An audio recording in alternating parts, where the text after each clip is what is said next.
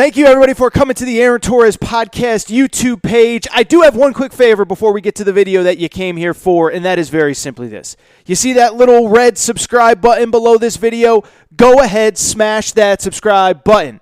It really does help me. It really does help this channel grow and my audience grow. So go ahead and hit that red subscribe button. And now, here is the video that you came here for.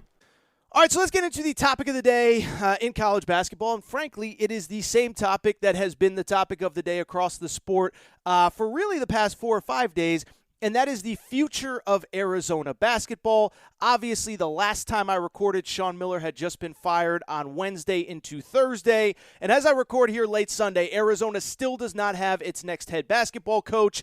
And so because of that, this all comes with a quick warning, right? It all comes with a grain of salt that says, as I record here on Sunday afternoon, this is what we know.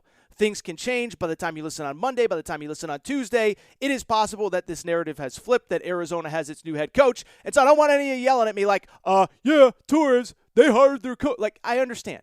But as I record here, I need to give you information in real time. And here is what we know as I record here, middle to the end of the day on Sunday. And really, let's just backtrack, give you the full details, okay? So it starts, Wednesday afternoon, about 36 hours after the national championship game, and that time frame may be important momentarily. I'll explain why.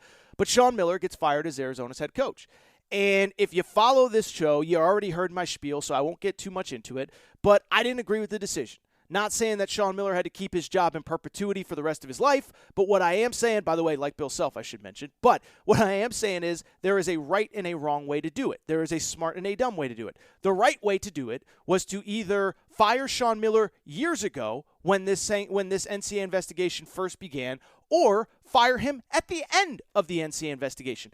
To me, it made no sense to fire him in the middle of an NCAA investigation because you truly have no idea who will actually take this job, if there'll be an upgrade over Sean Miller. And as I mentioned on the last episode, they actually have a pretty good team coming back next year. I would have wrote out Sean Miller to the end of the investigation, but I would also say it's worth noting there was a way to do it as well where you could maybe fire him right after this season, allow the players to make decisions on what's best for their futures, allow assistant coaches, none of which had anything to do with the initial investigation, allow them to get on their feet. Instead, Arizona does the dumbest thing possible, and they fire him a month after the season, or at least it appears dumb on paper. We'll explain why momentarily.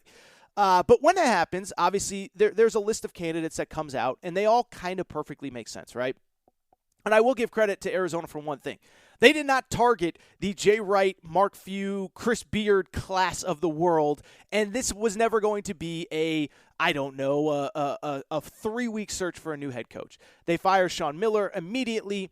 Most of the names have direct ties to Arizona. Josh Pastner, the head coach at Georgia Tech, who was a longtime assistant at Arizona, student manager there. His story is well documented.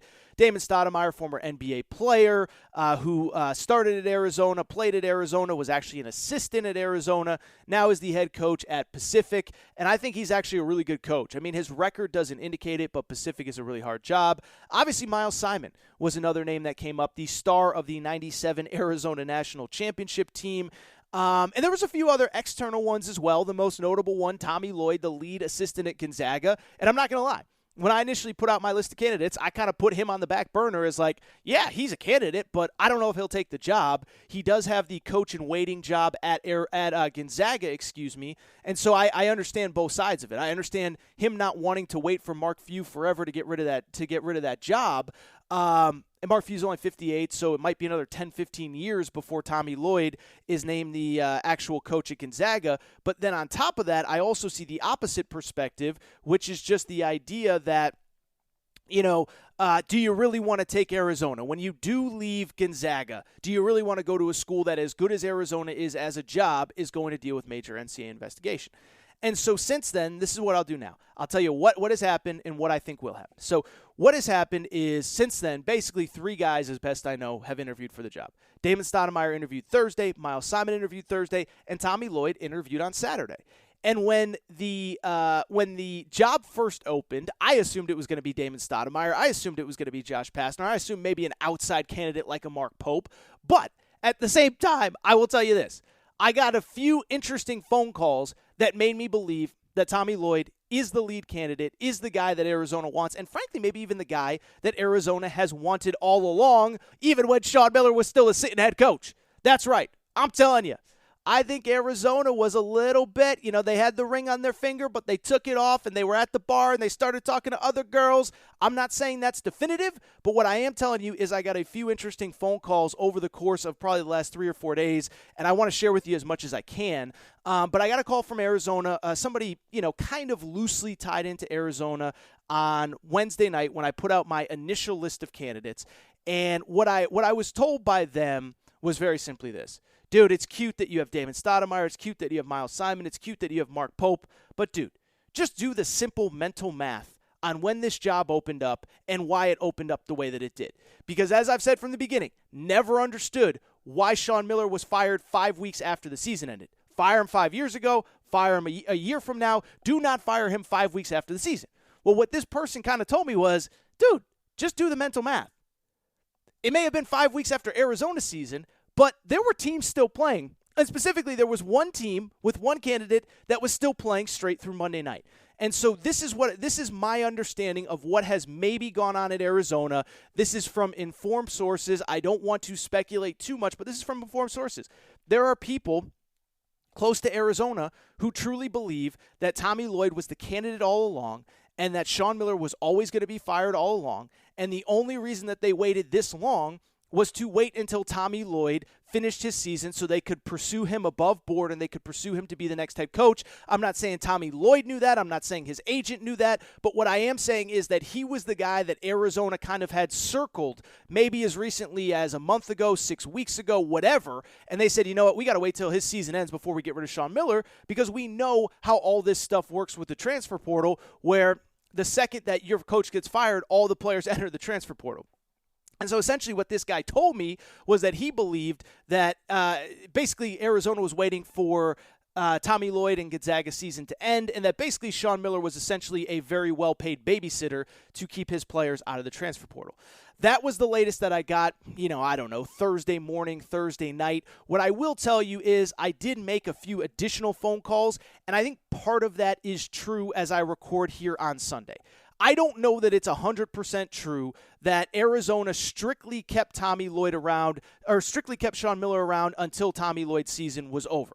I also do think it's interesting that they waited until Saturday to actually interview him, as reported by Jeff Goodman. But what I can tell you definitively, based on a number of calls that I've had, is that I do believe, at least as I record here, midday on Sunday, that Tommy Lloyd is the leader in the clubhouse. Doesn't mean Damon Stoudemire can't get it. Doesn't mean that Miles Simon can't get it. But I do believe that as of right now, Tommy Lloyd is the leader in the clubhouse and that it is his job to lose depending on what happens going forward.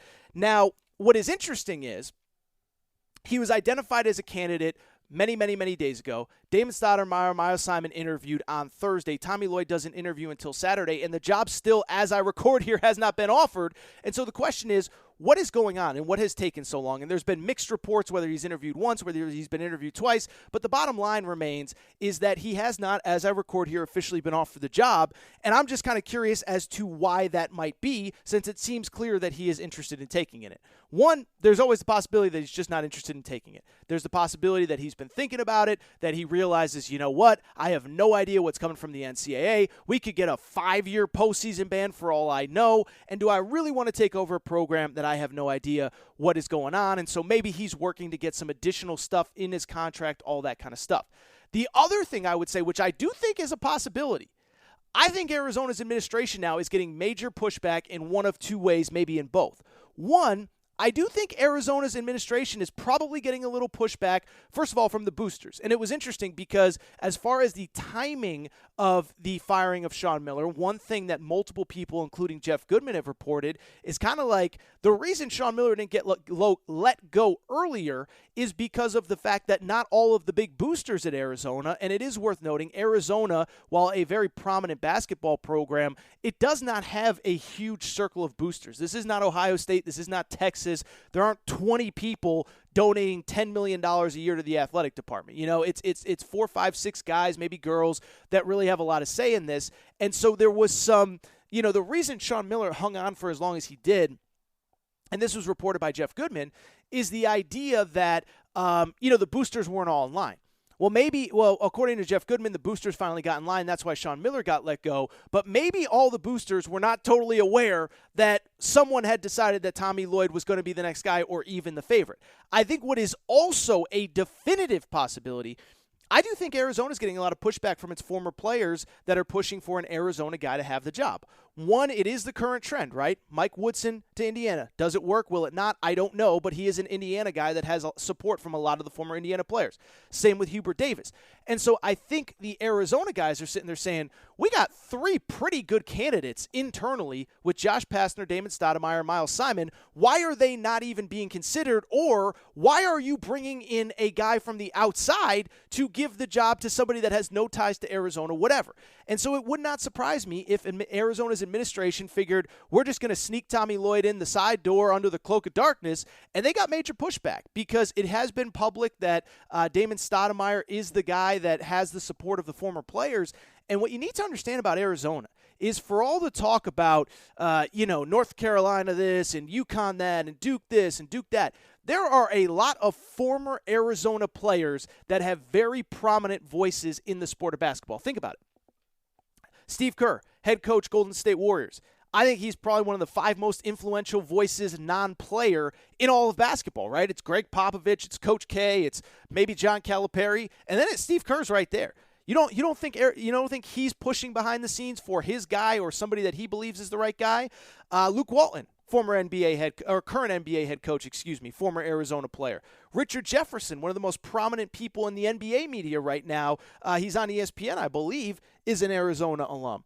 On top of that, you got all sorts of other guys that have prominent platforms as well. Gilbert Arenas kills it in the podcast YouTube game. He has a prominent voice and sway. And so I think whatever the reason is, I don't think this Tommy Lloyd stuff is as done of a deal as I think a lot of people thought maybe 48 hours ago. Like I said, I was told he was essentially the leader in the clubhouse. Well, now he's interviewed on Saturday morning, and as of Sunday night here, there still has been no head coach named at the University of Arizona, so it remains to be seen what is going on. I still think Tommy Lloyd will ultimately be the guy, but it is clear there is something going on behind the scenes that is keeping this from being a done deal, and I will be fascinated to see what it is because we do not have answers. I will keep you updated. By the way, I will mention on the next episode, whenever I do my next episode, I will either tell you why I like the Tommy Lloyd hire, why I like the Damon Stoudemire hire, but I do expect a hire to be coming soon. But it's clear there is something going on here behind the scenes that is holding up this hire.